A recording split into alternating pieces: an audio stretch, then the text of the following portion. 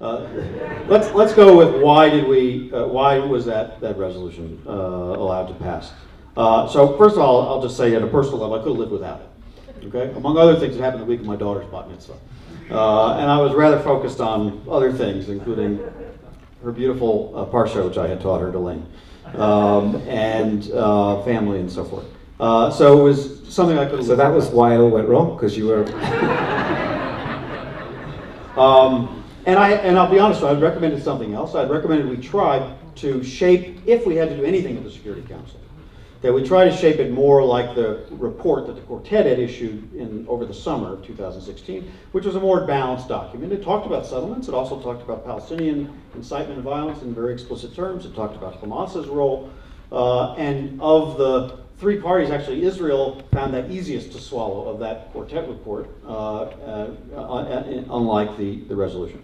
So I hoped we could do that, but I understood also that the dynamics of the Security Council are not where we just get to decide what the text is. There's a negotiation, and other players are involved.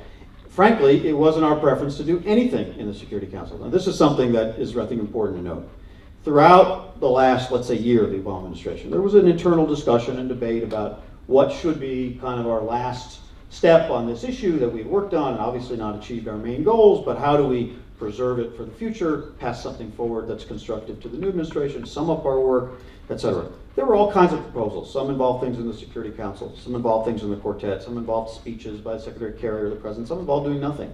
And the President really didn't tip his hand to us about what he wanted to do. He just wanted to think about it as the year went on, and probably wasn't going to do something during the campaign for maybe obvious reasons, and see where we were.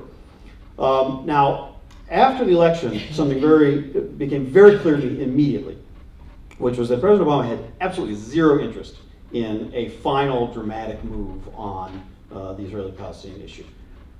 A speech by Secretary Kerry summing up work, fine. But anything more than that, not at all on his agenda. Why? Because he had much bigger fish to fry in that transition with President Trump to try to lock down things he'd actually achieved. The Iran deal, the Cuba normalization, the Obamacare, things that he'd really achieved. The last thing he wanted or needed was a fight with Trump or with Israel, with the Jewish community, with members of Congress on this issue on his way out the door. So it was not something that we sought, not something that we set out to do. It was something that we had to deal with. Now, that's because we knew all along and had an open discussion with the Israelis about it and the Palestinians, but the Palestinians were thinking about it. They were thinking about getting one of their partners on the Security Council to put forward a resolution dealing with Israeli settlements. They knew we had vetoed one in 2011, and that if we were going to not veto it, they would probably have to draft it differently, maybe more balanced.